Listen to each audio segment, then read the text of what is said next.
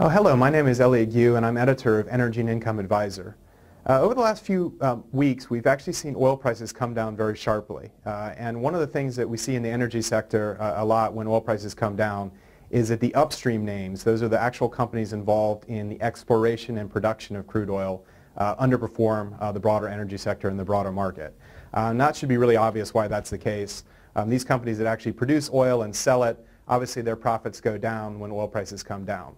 However, that's not true across the board. And today I want to talk about a fairly unique sector within the energy space, which is usually called downstream, which refers specifically to refiners.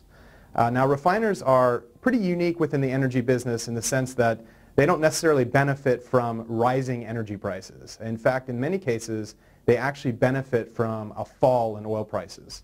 The best way to think about refiners is to think of them as manufacturing companies. They buy raw material, which in the case of refiners is crude oil, and they process that raw material to make refined products, which is their manufactured product, which is gasoline and diesel fuel. So refiners don't actually benefit from rising oil prices. They actually make money on the spread between the cost of oil that they purchase and the value of gasoline and diesel fuel that they sell. And over the last couple of years, we've seen a very unique situation with U.S. refiners in particular. And it actually relates back to a law that was put in place in the early 1970s, actually just had its 40-year anniversary, which prohibits the export, in most cases, of U.S.-produced crude oil.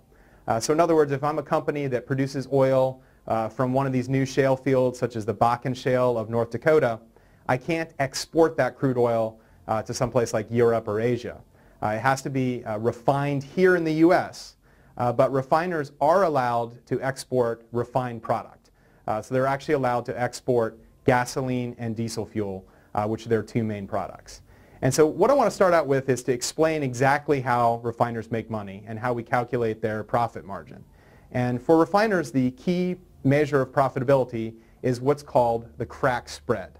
Now the crack spread is the estimated profit margin a refiner gets per barrel of oil that they process and refine. So to illustrate that, I want to actually look on the whiteboard up here. So to calculate the 3-2-1 crack spread, let's start by looking at what a refiner earns for selling gasoline and diesel fuel.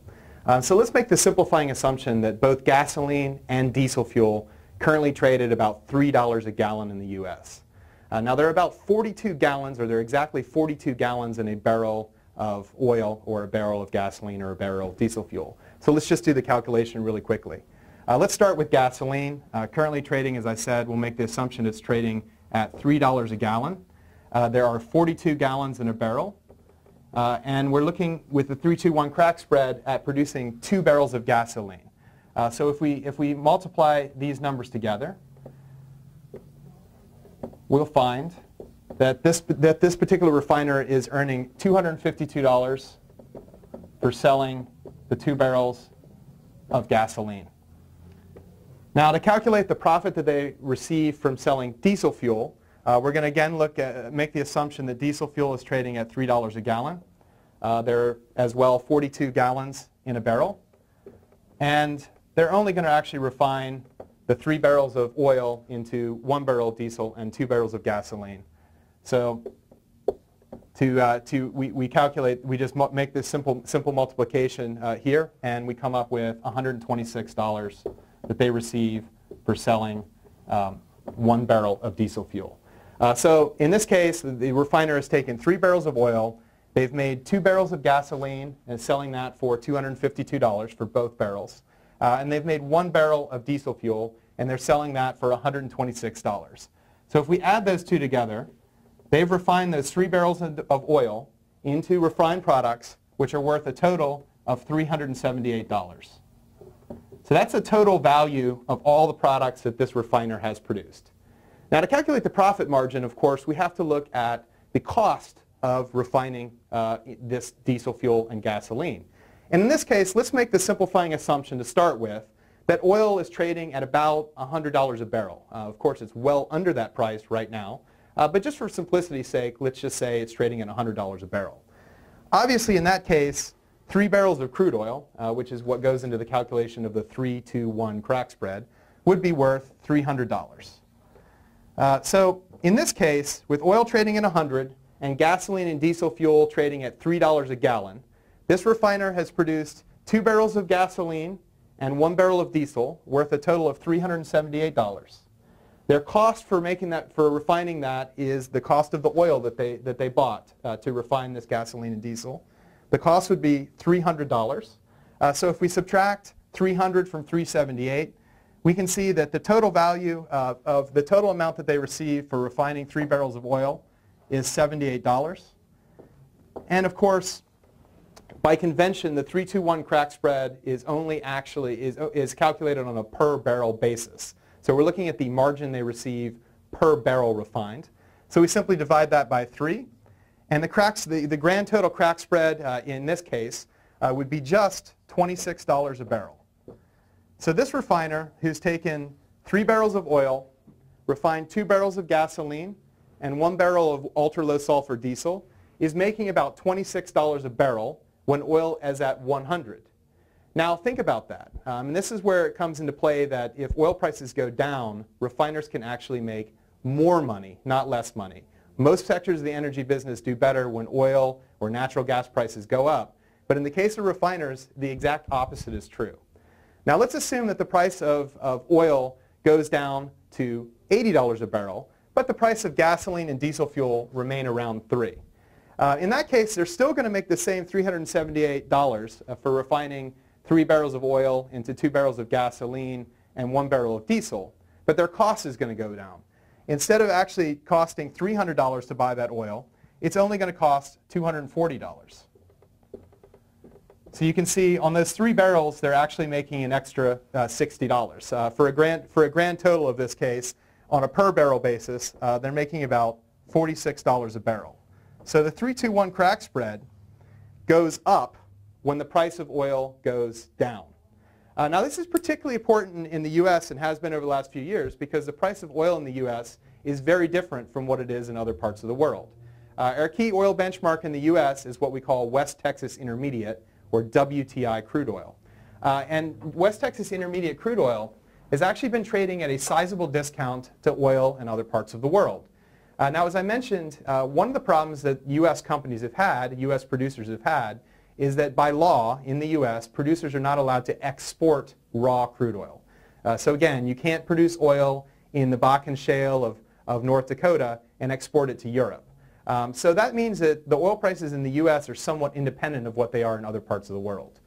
If there were free trade across all countries in the world and oil was available in the U.S. at $80 a barrel and you could sell it for $100 a barrel in Europe, obviously companies would produce oil in the U.S., export it to Europe to get the higher price. It only costs about $2 a barrel to transport oil from the U.S. Gulf Coast to Europe. But in this case, they're not allowed to do that, so the only arbitrage is actually available to refiners. Refiners are able to sell gasoline and diesel fuel in Europe. So what we see is a little bit of a mismatch here, which has been a big benefit for the U.S. refining companies, in the sense that they've been able to purchase crude oil in the U.S. at deeply discounted prices and sell gasoline and diesel fuel at much higher prices in places like Europe and Asia. Now, why are prices so much lower for oil in the U.S. than they are elsewhere around the world? The main reason is something that many of you have probably heard of, which is the shale boom. We've seen a real surge in production of crude oil in the U.S. As recently as 2005, the U.S. was actually producing less than 5 million barrels of oil a day. Today, we're actually producing over 9 million barrels of oil. So that's a sizable run-up, an 80% increase in U.S. crude oil production, really over just the last 5 years or so. So because of that surging production of oil from within the United States, and the fact that producers aren't able to export that oil, we're actually seeing a glut of crude oil in the U.S. market, certainly in certain regions of the U.S. One of the key regions where we're seeing a glut happens to be the U.S. Gulf Coast. The reason the glut is moving to the U.S. Gulf Coast is that most U.S. pipeline capacity is set up to transport oil from various parts of the U.S. to the Gulf Coast, where most of our refining capacity is located. So what we've been seeing over the last couple of years that's really opened up a huge opportunity for the refining companies is that they've been able to purchase this low-cost crude oil produced from places like the Bakken Shale of North Dakota, the Eagle Ford Shale in southern Texas, the Niobrara Shale in places like Colorado. They've been able to purchase that oil at deeply discounted prices and sell their gasoline and diesel fuel on the global market. Now, I'm going to throw up a slide here in a moment of the relationship between U.S. and international oil prices and how that compares to the 3-2-1 crack spread, which I just explained how we calculate that. In particular, I'm going to look at the spread between the two most important global benchmarks of crude oil prices. And those are West Texas Intermediate, or WTI in the U.S. That's the key U.S. benchmark. And Brent, which is the key global benchmark. Brent oil prices reflect global international demand and supply conditions. WTI is a pretty good gauge of where U.S. oil prices are trading. So what you can see on my chart is going back to the beginning of 2010. The spread between Brent and WTI prices has widened out a lot. And the reason that's widened out is what I just mentioned. The boom in shale production from within the U.S. has depressed the price of U.S. crude oil. So we can see on my chart that at times over the last few years, the spread between U.S. oil prices and Brent oil prices has been close to $30 a barrel. Now, if I look at the entire period from 1990 up until about 2010, they traded in pretty much in lockstep. On average, Brent traded at about a $1 a barrel discount to WTI. So there's been a big shift just over the last 5 years or so as a result of the boom in shale oil production. And if you look at the second line on my chart here, it's actually the 3-2-1 crack spread that I just calculated for you here on the whiteboard. And as you can see, the spread between Brent and WTI and the 3-2-1 crack spread actually track one another very closely. Now again, the reason for that is very simple. When the price of U.S. oil is low, refiners are actually able to make more money. The crack spread goes up because their costs of raw materials goes down. In contrast, the value of gasoline and diesel fuel tends to track the price of Brent crude oil. Now the reason it tracks the price of Brent crude oil is that refiners all over the world refine oil priced similar to Brent, and they don't have access to that cheap WTI because, again, the U.S. can't export crude oil. So what we've seen over the last couple of years is a setup that really benefits the U.S. refiners. They're able to purchase crude oil at very low prices and sell gasoline and diesel fuel at very high prices. Now the obvious question is, what could go wrong? Well, one thing that's often talked about is that the U.S. might eventually remove the law that prohibits exports. However, that's really unlikely to happen in the near term and very, very unlikely to happen under the current administration. There's a lot of resistance to that kind of a move because the feeling is, which is really incorrect, but the feeling is that the price of oil would go up, therefore pushing up the price of gasoline and diesel fuel for the U.S. consumer. So a lot of consumer groups tend to lobby against removing that export. They tend to lobby for removing that export ban. At the same time, you have refiners who are earning very fat profit margins lobbying for keeping that export ban in place. Not wanting to upset the apple cart, the U.S. government has just sort of allowed the status quo to persist. But one of the first sectors you should look at when oil prices go down, as they have been lately, is the refiners. And refiners can really benefit, one of the only sectors in the energy space that can actually benefit from falling oil prices. Thank you very much.